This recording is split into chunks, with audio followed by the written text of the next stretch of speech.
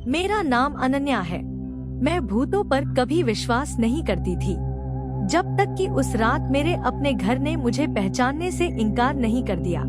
उस दिन मैं देर से घर लौटी थी। मम्मी पापा गांव गए हुए थे और पूरा फ्लैट मेरे पास था। मैं दिल्ली के पुराने इलाके दिल्ली में रहती हूँ। हमारी बिल्डिंग करीब 60 साल पुरानी है। दीवारों में हल्की दरारें, लकड़ी के दरवाजे जो बिना हवा के भी चरमराते हैं। रात के करीब 1:13 बजे थे। मैंने जैसे ही अपने कमरे की लाइट बंद की, मुझे ऊपर से किसी के चलने की आवाज आई। मैं चौथी मंजिल पर रहती हूँ। ऊपर सिर्फ छत है। पहले मैंने सोचा शायद कोई बिल्ली होगी, पर आवाज बिल्कुल इंसानी कदमों जैसी थी।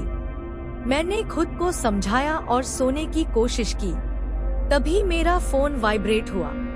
अनजान नंबर से मैसेज आया, सो मत, वो अभी भी ऊपर है। मेरी रीढ़ में जैसे बर्फ उतर गई। मैंने तुरंत छत पर जाने का सोचा। पता नहीं क्यों, शायद डर से ज्यादा जिज्ञासा थी। हाथ में फोन की टॉर्च लेकर मैं सीढ़ियां चढ़ने लगी। हर सीढ़ी पर कदम रखते ही आवाज बंद हो गई। छत का दरवाजा आधा खुला था, हवा बिल्कुल नहीं थी, फिर भी दरवाजा धीरे धीरे हिल रहा था। मैंने दरवाजा पूरा खोला। छत खाली थी, चारों तरफ सन्नाटा, दूर शहर की हल्की रोशनी, पर बीच में पानी की टंकी के पास कुछ पड़ा था। वो मेरा दुपट्टा था। मैंने उसे पहचान लिया, वही नीला दुपट्टा जो मैंने उस दिन कॉलेज में पहना था। लेकिन वो तो मेरे कमरे में था। मेरे हाथ कांपने लगे। फोन फिर वाइब्रेट हुआ। पीछे मत मुड़ना।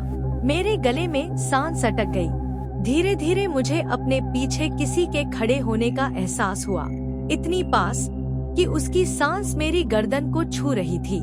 मैंने खुद को रोकने की कोशिश की, पर इंसान का स्वभाव है, मना करो तो वही करता है। मैंने पीछे मुड़कर देखा, और जो मैंने देखा वो मैं आज तक किसी को ठीक से बता नहीं पाई। वो मैं ही थी, ठीक मेरी तरह। वही चेहरा, वही कपड़े, वही डर। बस एक फर्क था, उसकी आंखें पूरी काली थी। वो मुस्कुराई। तू ऊपर क्यों आई? उसने मेरी ही आवाज में पूछा। मेरे पैरों ने जवाब दे दिया। मैं भागी सीढ़ियों से नीचे। दिल इतनी तेज धड़क रहा था कि सुनाई दे रहा था। मैं अपने फ्लैट में घुसी, दरवाजा बंद किया, कुंडी कमरे में पहुंची और जम गई बिस्तर पर। पीछे से वही आवाज आई, अब समझी, तू ऊपर से नहीं आई थी। अचानक सारी लाइट्स बंद हो गई।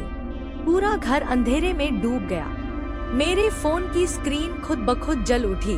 फ्रंट कैमरा ऑन था। स्क्रीन पर मैं थी, लेकिन मैं वहाँ खड़ी नहीं थी। मैं बिस्तर पर थी, और जो मेरे हाथ में फोन पकड़े खड़ी थी, वो धीरे धीरे मुस्कुरा रही थी। फोन की स्क्रीन पर आखिरी मैसेज आया, अब तेरी बारी है नीचे चलने की। आज 3 दिन हो गए हैं। मम्मी पापा लौट आए हैं। वो कहते हैं कि मैं अपने कमरे से बाहर ही नहीं निकली। मैं सोती रहती हूँ, लेकिन हर रात 1:13 बजे मुझे ऊपर से कदमों की आवाज आती है, और कभी कभी मैं खुद को छत पर खड़ा देखती हूँ।